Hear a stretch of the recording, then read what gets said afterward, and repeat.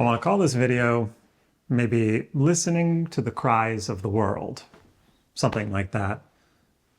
And what I want to talk about is how, there's so much suffering in the world. And even if you're not personally really suffering, you probably know someone who is, or you're affected by what's going on around you in your community or even on the news, things that you know about, but you're not directly involved in. It still hurts.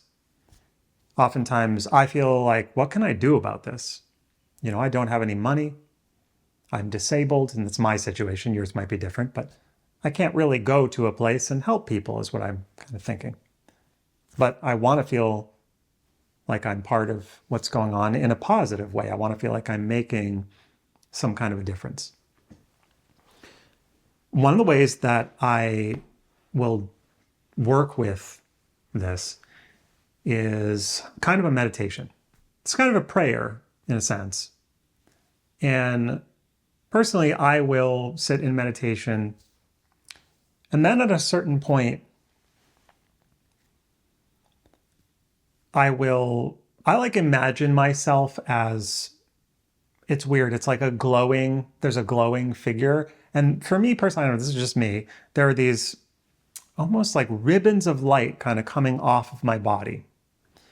And I feel or listen to the pain that's all around us. Sometimes I'll visualize or just imagine a hospital or what's going on in a war-torn country. But hospitals, because you've been in a hospital probably, and sometimes you're in a room and it's cold and you're alone and you hear a scream coming from through the wall, and it's can be a pretty scary place. So I imagine a hospital, and I imagine the people who are there right now, even when I'm not, and try to feel their pain, whoever is in pain, not everyone is, and bring it in and then send out love. So it's like listening to the cries of the world and sending love to everyone. And that's very much how I'm connecting with my heart as this, like whatever it is, it's an instrument or I don't know, some kind of something that allows us to work with feelings, with pain, with love, and possibly change the course of things, change the direction of things by actively participating. Even if we're not right face to face with someone and giving them a hug, we can imagine all the people who are in a hospital right now when we're not. And those who want it, we can give them an imaginary hug. So it's kind of like a prayer. We don't know for sure if it's getting there, if it's, we don't know if that person's receiving the hug for sure, but in energy forms, but maybe they are. But I feel like it is at the very least helpful for me to do those kinds of practices when I don't feel like there's anything else I can do.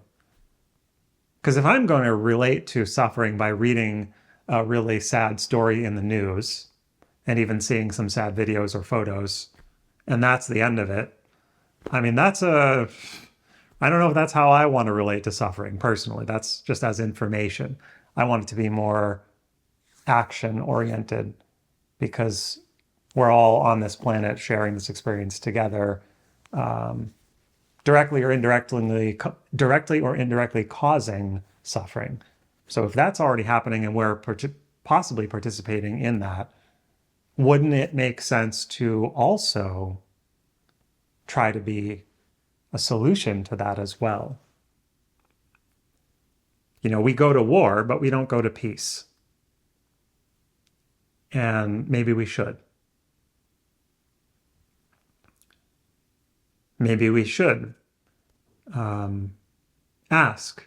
Because when I do this, I'm not saying, oh, I'm going into an imaginary hospital and giving everyone a hug. Not everyone wants a hug. I'm not going to give a hug to someone they don't want a hug. That's like a country going to another country and giving them help when they're not asking for the help. So there is still consent to being cared for. There's still consent to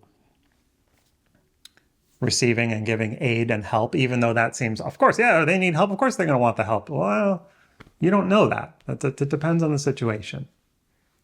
So when I say we should be going to peace, not war, that just popped into my mind about how countries who are more well off may just fly by and throw some supplies, throw some food. And that's kind of like going to peace, sort of. But I think we need more than that. I think we need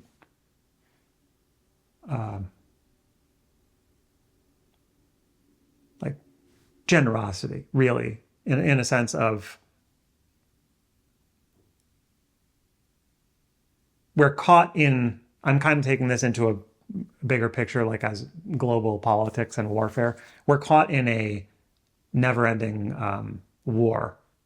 And unless individuals step forward and just give freely of what they can, I don't know how else we would stop that cycle of war, because if you receive a gift really freely from someone, and most people will say nothing in life is free.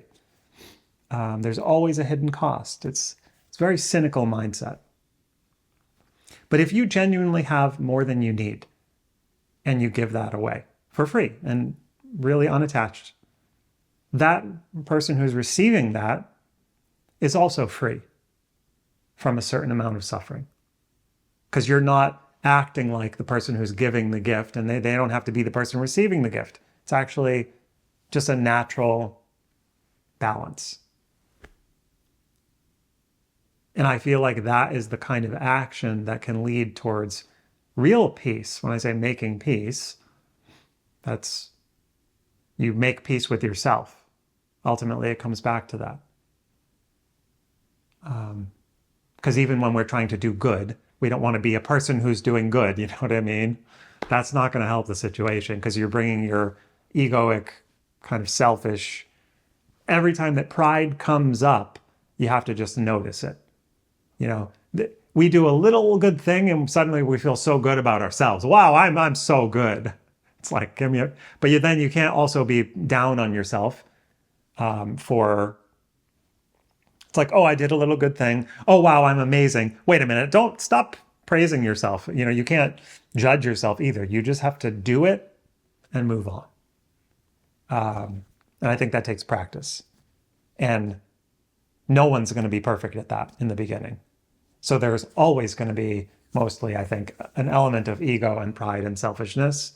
And shame and embarrassment, too. I think when you're working with, let's say you're working with humanitarian organizations, and it's not always going to feel kumbaya, there's still going to be ego and politics and power and all that stuff. I've heard that some of, nonprofits and things like that, or maybe some can sometimes be even more unpleasant to work at as for-profit companies. So I'm saying it's like very much a personal thing where you have to work on your own attachments to those things as well. But I think that this talk just kind of went in a different direction. I was just wanting to talk about listening to the cries of the world as a practice.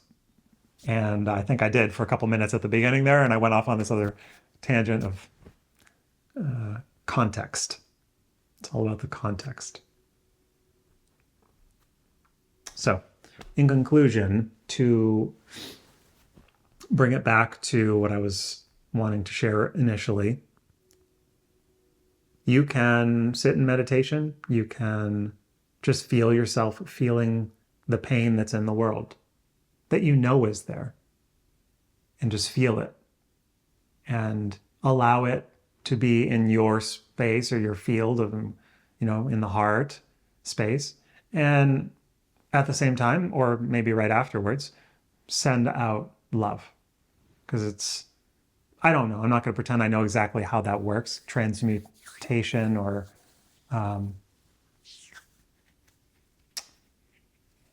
but it might be different for you than it is for me, how that works. But play with that idea. It is the basic concepts of receiving and giving. But what we're working with is pain and suffering, and then love.